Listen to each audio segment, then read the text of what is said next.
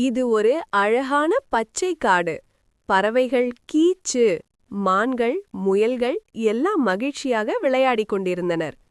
காடு முழுவதும் அமைதியுடன் இருந்தது. ஆனால் காட்டுராஜா சிங்கம் அடிக்கடி கோபமாக கர்ஜித்து எல்லா விலங்குகளையும் பயமுறுத்தும். விலங்குகள் பயந்து ஒளிந்து கொண்டே இருந்தன. அந்த காட்டில் குட்டி முயல் வாழ்ந்து வந்தது. அது மிகவும் புத்திசாலி.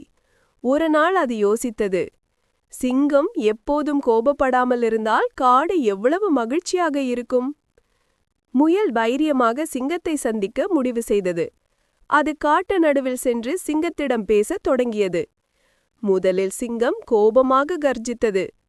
ஆனால் முயல் பயப்படாமல் மெதுவாக பேசிக்கொண்டு, நீங்கள் எங்கள் ராஜா, நீங்கள் அமைதியாக இருந்தால் காடு மகிழ்ச்சியாக இருக்கும், எல்லா விலங்குகளும் உங்களை நேசிக்கும் என்று சொன்னது. சிங்கம் ஒரு நிமிடம் யோசித்தது. அது தனது தவறை உணர்ந்தது. பின்னர் மெதுவாக சிரித்தது. அந்த நாள் முதல் சிங்கம் தனது கோபத்தை குறைத்தது. அடுத்த நாள் எல்லா விலங்குகளும் சிங்கத்துடன் சேர்ந்து விளையாடின. காடு மீண்டும் மகிழ்ச்சியாகியது. அனைவரும் நண்பர்களாக ஆனார்கள். பாடம்: நல்ல முறையில் பேசினால் கோபம் கூட அமைதியாகிவிடும். அன்பும் மரியாதையும் எப்போதும் வெற்றியை தரும். வீடியோ பிடிச்சிருந்தா சப்ஸ்கிரைப் அண்ட் லைக் பண்ணுங்க.